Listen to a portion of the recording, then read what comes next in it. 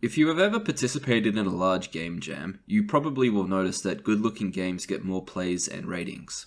Often, quite a bit more than games that end up winning the jam. Visuals and presentation matter a lot, and if people don't like what they initially see, they're probably not going to play it.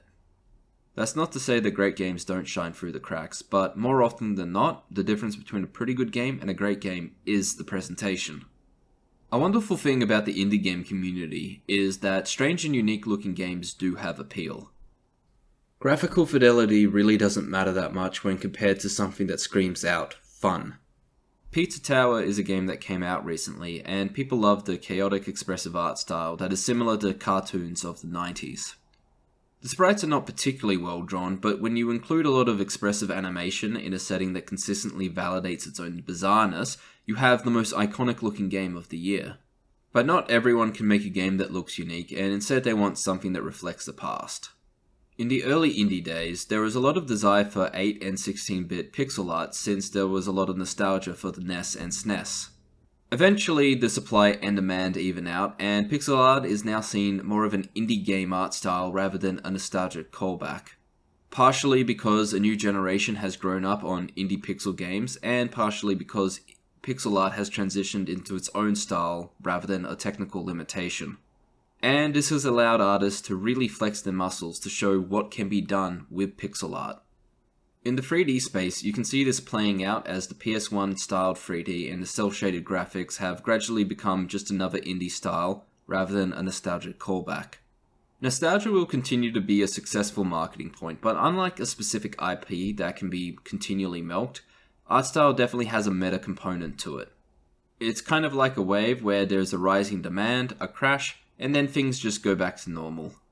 Regardless of whether you catch the wave or not, it's still a pretty safe move to just go with a well-known art style for your game and find another way to market your game.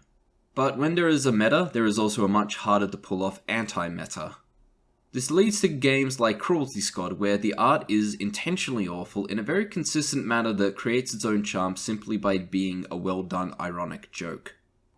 This could have easily backfired, and games like Fight Night, which still did decently, were probably hurt a lot by the visuals.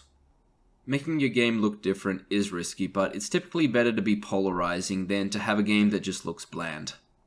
If you don't have the skill set or the time to make your game look good, you may have to go in a strange direction. Indies can typically afford to take risks, and they can afford to cater to niche groups over broader audience, and in addition to this, very few indies can actually compete with big companies on the graphical front.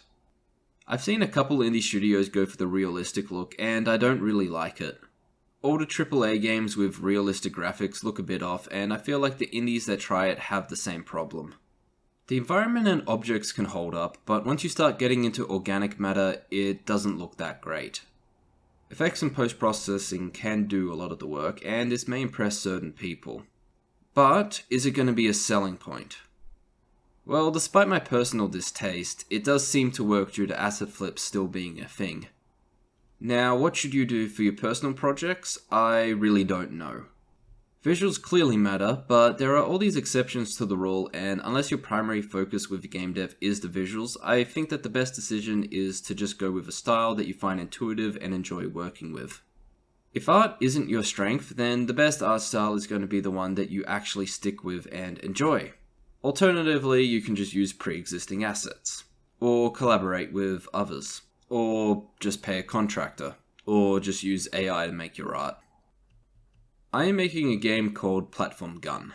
As you can tell, visuals are not my strength, but I do want to get better. And like with anything, in order to get better, you just need to make stuff and accept that it's going to be rightfully criticized. And hopefully that criticism can be used to help you better define your style.